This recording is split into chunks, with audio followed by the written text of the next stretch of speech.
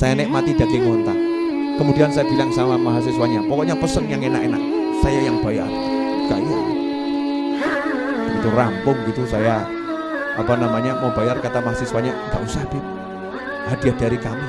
Terus saya bayang, saya ngomong kelasmu mahasiswa, gak dia duit awakmu, aku dia duit iki. Ojo sombong gitu ya. Beliau mengutip ucapannya Habib tempo dulu ya, zaman dahulu kala.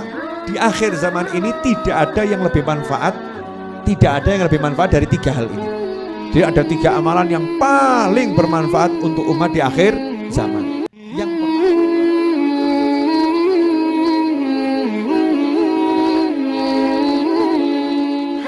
kemudian di Madinah, alhamdulillah punya teman-teman mahasiswa dan yang sudah selesai kuliah di Madinah. Saya hubungi bisa. Terus pada datang bawa mobil, rupanya punya persatuan mahasiswa sholawat gitu ya. Persatuan mahasiswa yang kumpul sholawatan, ada yang punya mobil, Bib ada mobilnya. Ya udah, jadi nggak perlu cari taksi, nggak usah sewa mobil. Diajak keliling sama mahasiswa-mahasiswa tuh, tempat-tempat bersejarah. Terus saya pengen makan daging unta.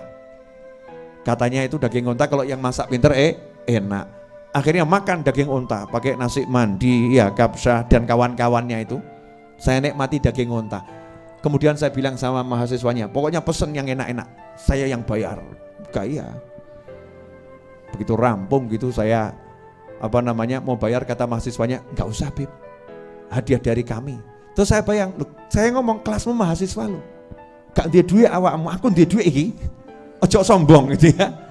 Saya maksa, enggak, pokoknya saya mau bayar. Kata mahasiswanya, enggak Bib, kali ini kami mau ngalap barokah.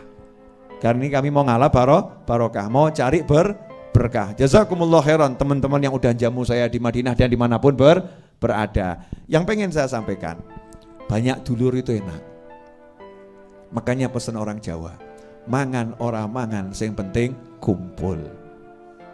Betul kan? Artinya kamu punya duit nggak punya duit, yang penting punya saudara.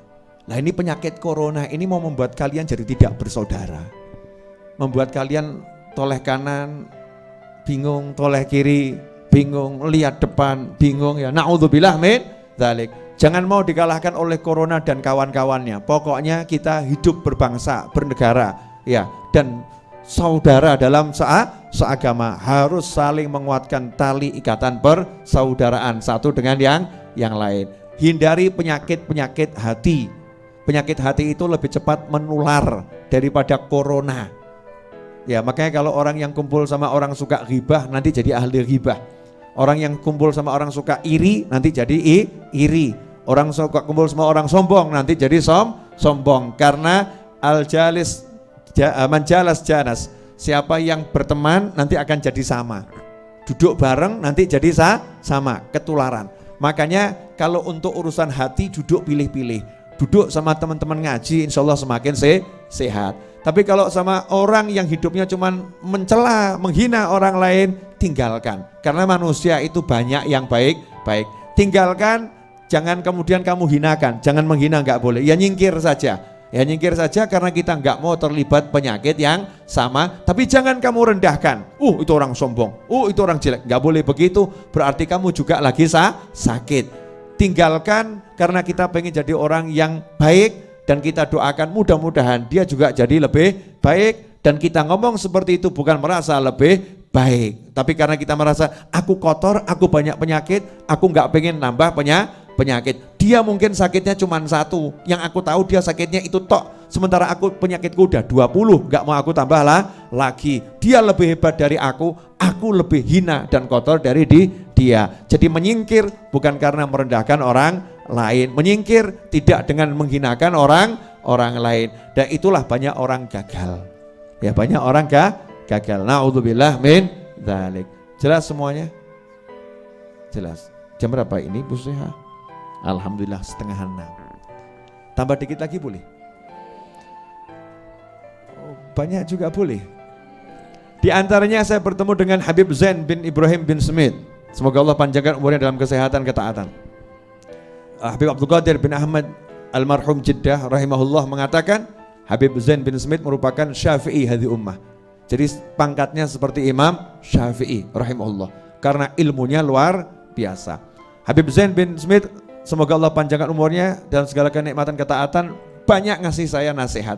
Semuanya tentang ilmu. Tidak ada pangkat yang lebih tinggi daripada ilmu. Beliau ngasih contoh begini, ini bagus nih ya. Jadi biar yang nonton ini paham, saya ceritakan semua ya, semua perjalanan saya. Bukan satu orang, dua orang, banyak orang. Yang namanya ada ya saya sebut, diantaranya Habib Zain bin Smith. Kalau tadi Habibnya Singapura gak saya sebut, ya sengaja, privasinya beliau. Ya beliau gak ingin disebut namanya ya, gak ingin disebut namanya. Habib Zain perintahkan sama saya soalnya, sampaikan ke orang-orang, sampaikan ke orang-orang. Saya bilang saya punya majelis, ya sepekan sekali. Sampaikan ke orang-orang. Ini beliau mengasih contoh gini. Kalau sekarang misalnya ibu-ibu pemirsa ada kerabatnya meninggal, tinggalnya di Amerika. Punya warisan 30 miliar buat Anda. Kira-kira berangkat marani atau biarkan saja?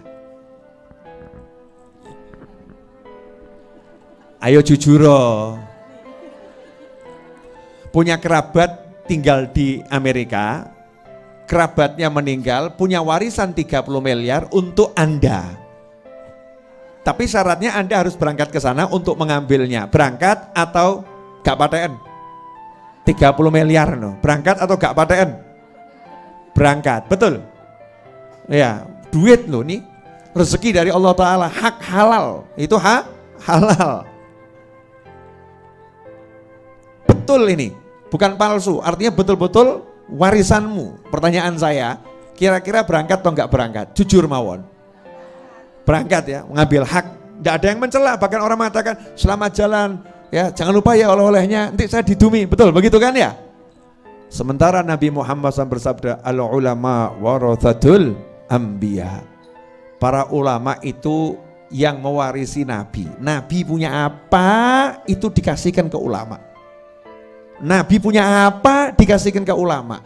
Jadi kalau kamu tahu ada ulama, mbok parani apa mbok tinggal? Enggak ya. Maksudnya itu semangatnya marani podo mbek duit apa gak gitu loh ya. Al ulama warathatul anbiya.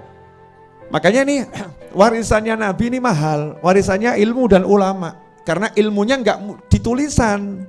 Makanya Nabi enggak mengatakan warisannya itu berupa tulisan, enggak. Warisannya berupa kalimat-kalimat, enggak. Tapi warisannya adalah ilmu yang dititipkan di dada para ulama. Kita disuruh cari para ulama. Kemudian Habib Zain bin Smith juga mengatakan akhir zaman ini banyak soalnya itu duduk lumayan, setiap kata yang keluar itu ilmu semua. Ya, setiap kata yang keluar itu ilmu. Makanya yang bisa saya sampaikan, yang saya rekam banyak di kepala dan di hati. Tapi kan gak semuanya bisa disampaikan. Di antaranya beliau mengutip ucapannya Habib tempo dulu, ya zaman dahulu kala. Di akhir zaman ini tidak ada yang lebih manfaat, dari 3 hal ini. Jadi ada 3 amalan yang paling bermanfaat untuk umat di akhir zaman. Yang pertama adalah istighfar, sholawat, sodakoh. Ini bukan urutan 1, 2, 3 ya, semua sejajar ya. Istighfar, sholawat, sodakoh. Itu amal yang paling mujarab di akhir zaman. Apa itu? Istighfar, sholawat, sodakoh. Gampang atau susah? Gampang. Itu menurut ibu-ibu, ceken awakmu. Satu hari ini kamu istighfarnya berapa kali? Ngerasaninya lebih banyak atau istighfarnya yang lebih banyak? Sholawatnya berapa kali? Sedekahnya itu berapa kali? Ya, berapa banyak? Jadi sedekah, sholawat, istighfar. Sedekah, sholawat, istighfar. Udah, apalagi ibu-ibu yang sadar diri umurnya 50 tahun ke atas. Jadi udah deket sama mati itu. Ya Bu ya, yang udah deket sama mati, bapak-bapak juga pemirsa, saya juga udah mendekati mati, udah 45 ya. Itu harus lebih banyak sedekah, sholawat, istighfar. Gampang, gak angel. Coba kita disuruh tahajud berat, poso sebulan 3 kali berat, Senin Kemis lebih berat, Daud tak sanggup. Ya, ini kalau udah itu semua nggak bisa, diajak sholawat, istighfar, sodako juga berat. Ya naudzubillah min dzalik. Makanya ini amalkan. Apalagi sekarang lagi ada banyak penyakit, ya sholawatnya tadi tibil kulub kuatkan. Dan ini di bulan Rajab, bulan istighfar. Perbanyak istighfar. Bagaimana ucapan istighfarnya? Terserah. Yang penting dibaca ya. Yang penting dibaca, diistiqomahkan. Dibuat misalnya angka minimal 1 hari 100 kali, minimal gitu ya, 1 hari 100 kali, lebihnya adalah bonus ya, seperti itu. Nah ikhwani rahimakumullah, itu diantara hikmah dari sekian banyak hikmah yang saya peroleh dari Habib Zain bin Ibrahim bin Smith di kota Madinah. Kemudian ya ketemu banyak hal sih ya, baik itu manusia atau yang lain. Saya waktu tawaf juga ketemu orang yang duduk di kursi roda, orangnya kecil, ya bentuknya tidak sebesar kita, ya.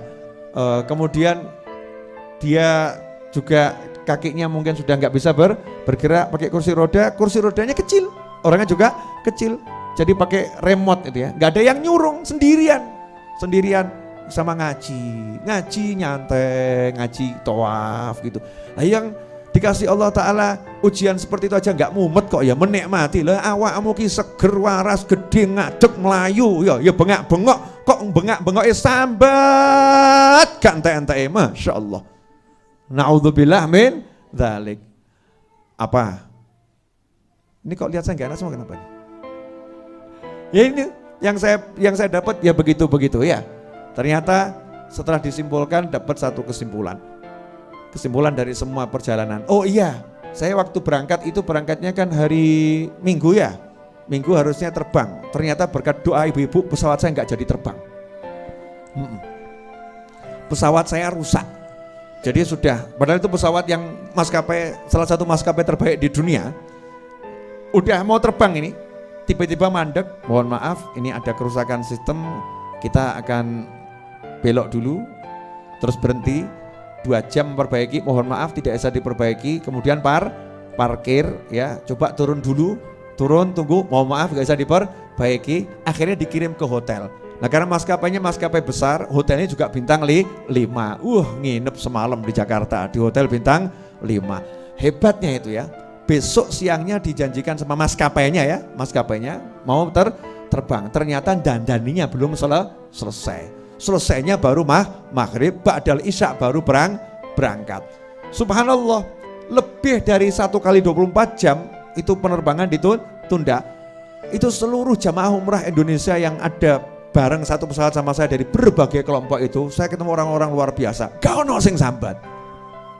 Gak ada yang sambat, semua menikmati ya, semua nyantai, semua legowo ya, semuanya asyik. Coba kalau jenengan itu,